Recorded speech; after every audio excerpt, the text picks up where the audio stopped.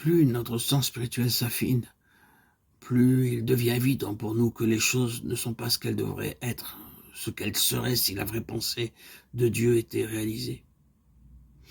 Si est-ce bien d'une restauration qu'il s'agit aujourd'hui? Si le témoignage de Jésus doit être restauré dans sa plénitude, la chose ne pourra se faire que par les méthodes que nous avons vues précédemment personnifiées avec Anne, Samuel et David. Ce que Dieu a en vue, ce n'est pas un système terrestre capable d'organiser, de représenter ou de matérialiser les choses, mais un instrument, un vaisseau de choix qui aura le témoignage de Jésus en dépôt dans sa plénitude. Et si ce but doit être atteint, le chemin pour y parvenir nous est clairement tracé. L'onction n'a pas d'autre raison d'être. Le témoignage ne sera peut-être représenté que par une petite poignée, mais il s'agira alors de plénitude spirituelle. Et dans cet ordre de choses, c'est la plénitude qui fait la vraie grandeur. Ce n'est pas le nombre. C'est sur cette dominante-là que nous voulons clore ces audios. Voilà les perspectives que l'onction ouvre devant nous. L'avons-nous reçu? Avons-nous l'esprit? Eh bien, c'est avec ce but précis, en vue que Dieu a mis en nous cette onction bénie. Pensez un peu, Dieu se fiant, se commettant à nous pour atteindre cet objectif. Dieu avec nous pour la restauration du témoignage de Jésus dans sa plénitude. C'est là notre espérance, bien-aimés en Christ, frères et sœurs, auditeurs et auditrices. Cela est notre assurance aussi. Mais par quel chemin? Anne, le chemin de l'impossible, le chemin où la nature n'est d'aucun secours, où nous ne pouvons rien faire. À chaque tournant, la nature se dresse en travers de notre route, sourde à nos gémissements, insensible à nos labeurs.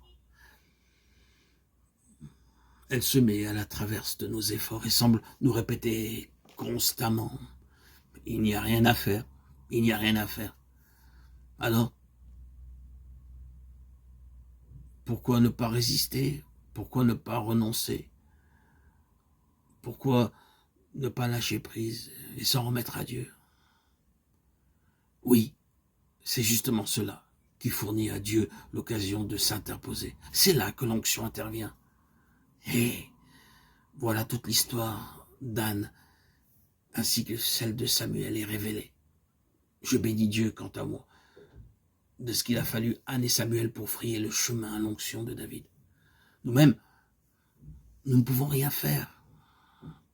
Force est de constater notre faiblesse, notre stérilité, notre manque de fécondité.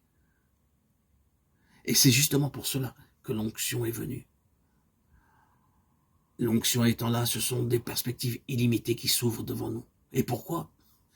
Parce que pour énoncer la même vérité avec d'autres mots, dans cette affaire, Dieu s'est engagé, Dieu s'est lié. Qu'est-ce qui a permis au Seigneur Jésus d'aller jusqu'au bout de sa mission? L'onction. Christ qui, par l'Esprit éternel, s'est offert lui-même. Dieu a oint du Saint-Esprit et de force. Jésus de Nazareth, qui allait de lieu en lieu, faisant du bien et guérissant tous ceux qui étaient sous l'empire du diable. Car Dieu était avec lui. Dieu s'était lié. Même pour le corps de Christ. L'Église qui est son corps et pour les membres de ce corps. Quand leur relation avec lui est devenue ce qu'elle doit être, Dieu s'engage à leur égard, se lie afin que le témoignage puisse apparaître dans toute sa plénitude.